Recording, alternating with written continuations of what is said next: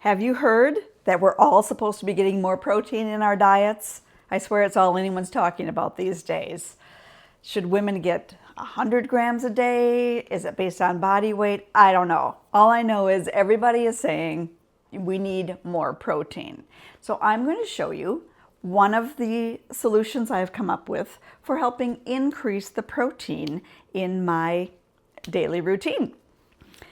And the way I'm doing this is with scrambled eggs.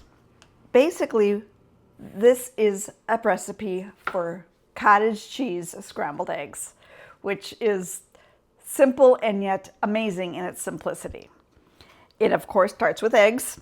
I use 2 eggs for 1 person or 4 eggs for 2. And then for each, so for 4 eggs, I use a half a cup of cottage cheese, and for 2 eggs, then half of that, which is a fourth of a cup.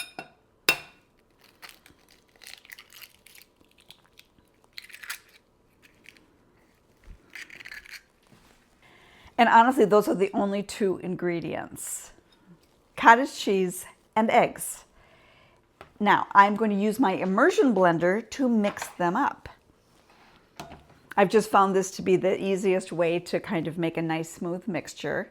It mixes in the cottage cheese really well, and it just forms a nice homogeneous mixture. You can also use a regular blender, and that works great too. But let me just give these a quick mix.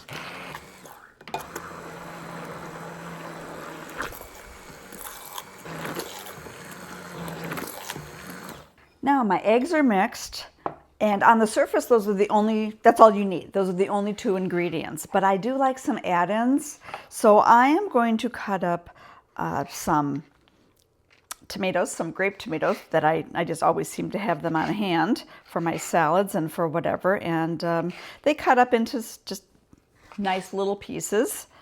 And I'm also going to cut up some fresh baby spinach. This has become my typical add-in combination for my scrambled eggs. They're just kind of easy to keep on hand and easy to just kind of rough cut the spinach a little bit and just have it all set to go. I do recommend you do all of this before you start cooking, because cooking is pretty fast when you're making scrambled eggs. So have these couple of extra ingredients all set to go, and then you'll be all ready to cook. Now, just a quick note about ingredients. As I said, cottage cheese is a key ingredient. The one I usually use has chives in it. It's just my favorite cottage cheese in the whole world. Basically, you can see it has little green flecks in there. For eating just a bowl of cottage cheese, I love this so much, and so that's why I typically buy it. But I also have made these with regular cottage cheese with no chives in it, and it's still, you don't notice it in the taste when it's in the eggs, to be honest. But what's important to realize is that I don't add any salt, for sure, because there's enough salt in cottage cheese that, in my opinion, it salts the eggs enough. I will add a little black pepper at the end typically, but other than that, I really don't add any other seasonings or anything to these cottage cheese scrambled eggs. So keep that in mind.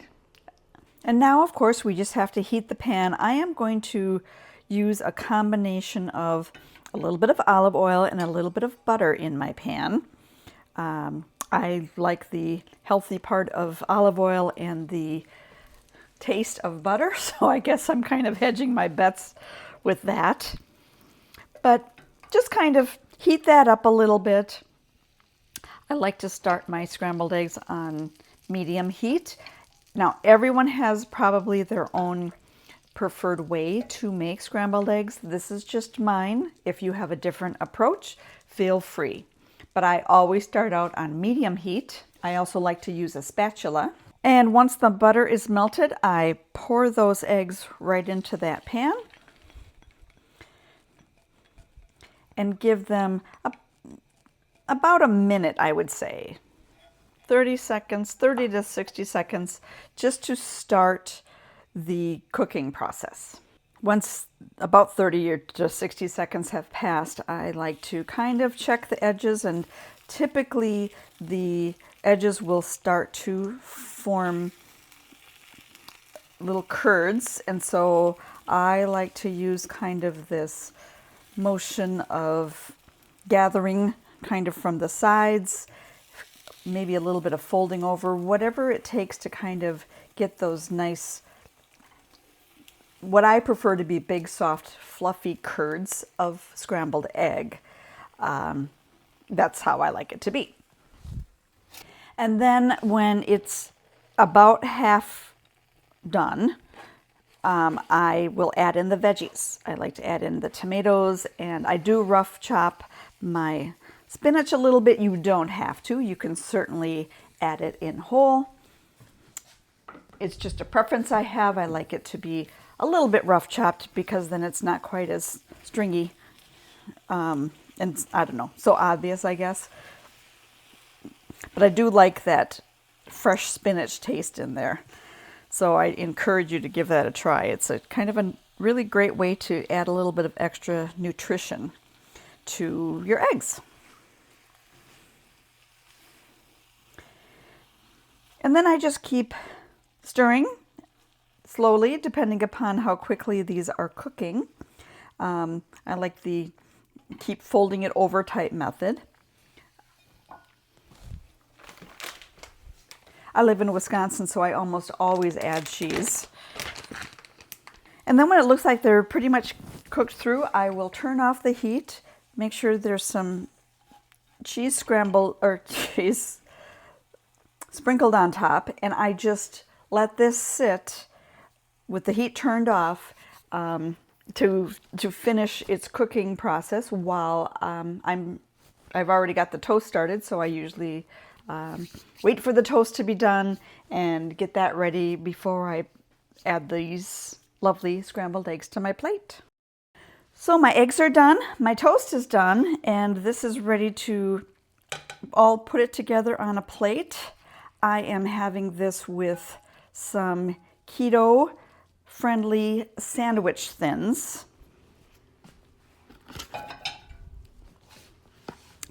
I really do like these as a keto option for bread. They're pretty darn good. The eggs, so the reason I use cottage cheese, and I should have said that in the beginning, cottage cheese at this ratio, you're adding another 6 grams of protein per serving. When you think one egg contains 6 grams of protein, basically by doing this, I'm having 2 eggs, but it's the equivalent of 3 in terms of protein. So the eggs alone, this is 2 eggs and enough cottage cheese to make it 6 times 3 is 18 grams. There's also protein in the sandwich thin, to be honest. And I think there might be a little bit in the avocado because I use avocado toast. Basically, this breakfast calculates out at 27 grams of protein, and that's a win for me. This is a delicious way to get a little more protein in your diet, and I hope you try it soon, because if you do, I know you'll love it. Enjoy.